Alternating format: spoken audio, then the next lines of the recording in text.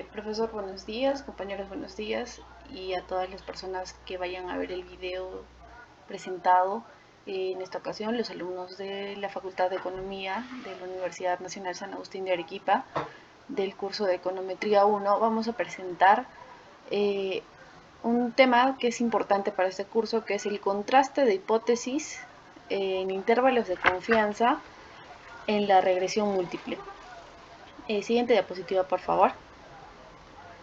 Eh, Somos el grupo 2 y vamos a empezar con la exposición.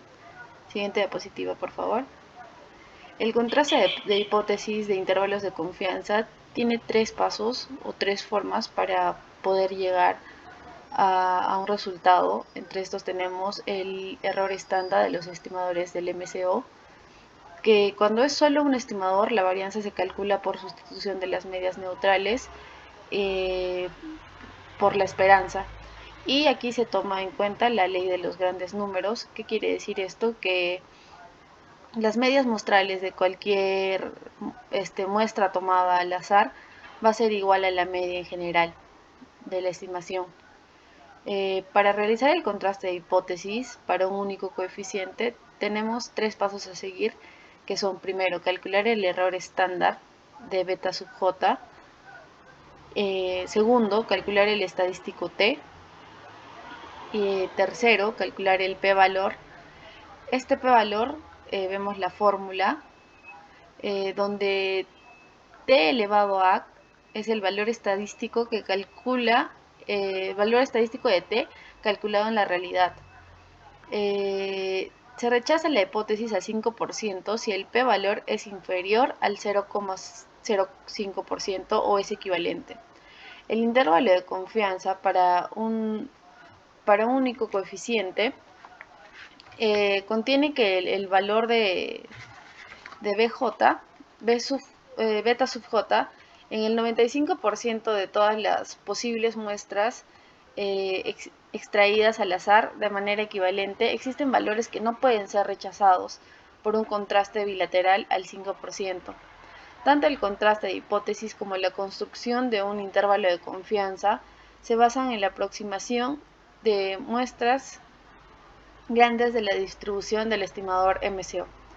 Funcionan solo si se trabaja estos estimadores. Este contraste de hipótesis, el intervalo de confianza, funcionan solo si se trabajan con muestras grandes. Siguiente diapositiva, por favor. Ahora tenemos el contraste de hipótesis conjuntas. Este contraste de hipótesis se construyen hipótesis conjuntas sobre coeficientes de regresión múltiple y cómo están contrastados usando el estadístico F. El contraste de hipótesis acerca de dos o más coeficientes. Tenemos la hipótesis nula conjunta. Una hipótesis conjunta impone dos o más restricciones sobre los coeficientes de regresión. Se consideran hipótesis nulas conjuntas y la alternativa es de la forma la hipótesis nula y la hipótesis alternativa, como podemos observar en la diapositiva. En la hipótesis alternativa, una o más de las restricciones Q está bajo la premisa de que la hipótesis nula no se cumpla. ¿Por qué no se pueden contrastar los coeficientes individuales uno por uno? Principalmente porque este procedimiento no es un procedimiento confiable, puede variar de contraste de hipótesis a contraste de hipótesis. Siguiente diapositiva, por favor, y doy el uso de la palabra al siguiente compañero.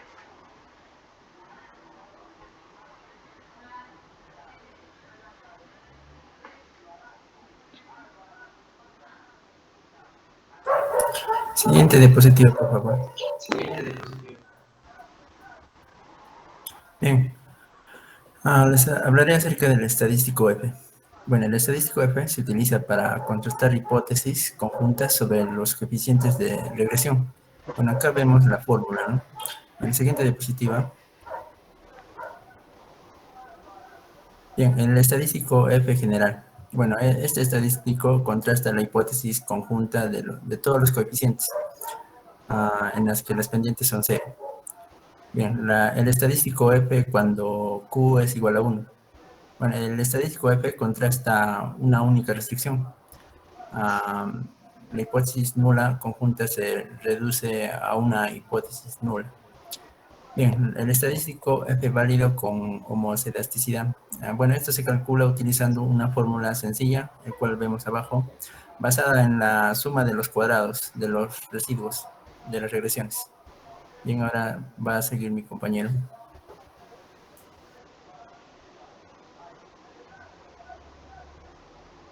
Voy a continuar con la exposición.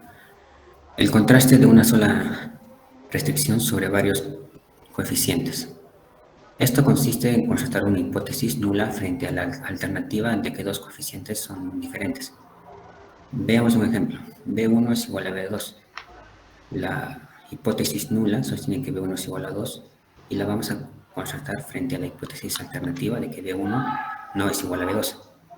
Para ello tenemos dos métodos. El método 1 consiste en contrastar la restricción de manera directa.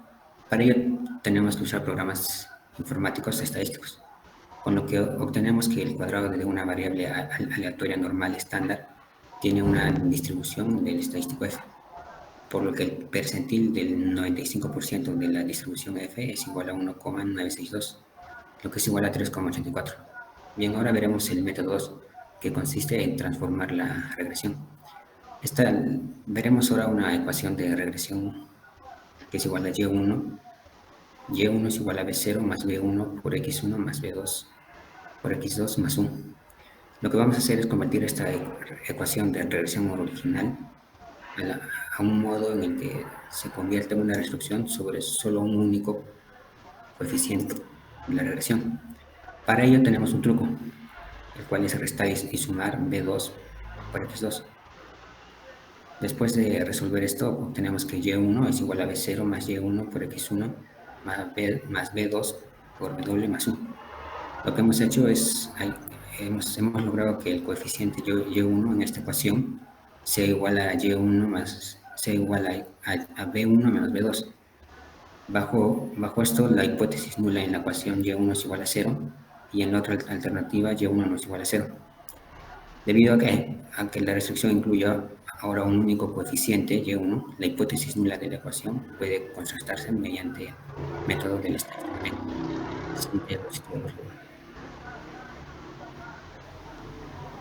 Ahora veremos los conjuntos de confianza para varios coeficientes. El conjunto de confianza para varios coeficientes se basa en el estadístico F. Vamos a ver el proceso de cómo realizar esto. En primer lugar, tenemos dos coeficientes, B1 y B2. Se necesita contrastar la hipótesis nula conjunta de que B1 es igual a B1,0 y B2 es igual a B2,0. Tenemos que contrastarlo al nivel del 5%. Se calcula el estadístico F y se rechaza si se supera el valor crítico al 5%. En tercer lugar, los valores poblacionales no serán rechazados en el 95% de todas las muestras. Por lo tal, F constituye un conjunto de confianza al 95% para B1 y B2. A continuación, mi compañero proseguirá con la exposición. Ok, en el punto de especificación del modelo en regresión múltiple, la interpretación del R cuadrado y del R cuadrado ajustado en la práctica. El R cuadrado o R cuadrado ajustado nos dice si los regresores son buenos para predecir o explicar los valores de la variable dependiente en la muestra de datos disponible. Un R cuadrado y un R cuadrado ajustado cercanos a 1 significa que los regresores son buenos para predecir los valores de la variable dependiente en la muestra. Y un R cuadrado o R cuadrado ajustado cercanos a 0 significa que no lo son, todo lo contrario. Siguiente diapositiva, por favor. Análisis de la base de datos de las calificaciones en los exámenes. Esta sección presenta un análisis acerca del efecto sobre las calificaciones en los exámenes de los radios, estudiantes y maestros. La base de datos California. Como objetivo principal es proporcionar un ejemplo en el que se utilice el análisis de regresión múltiple para mitigar el sesgo de variable omitida. Y como segundo objetivo es demostrar cómo utilizar una tabla para resumir los resultados de la regresión. Nos preguntan qué escala debe utilizarse para los regresores en las calificaciones de los exámenes radio de estudiantes maestros. La respuesta general a esta cuestión es la elección de la escala de las variables que hace los resultados de la regresión sean fáciles de leer y de interpretar. En la aplicación de los exámenes de la prueba de la unidad natural para la variable dependiente es la puntuación en la prueba en sí misma. Voy a pasar a mi siguiente compañero.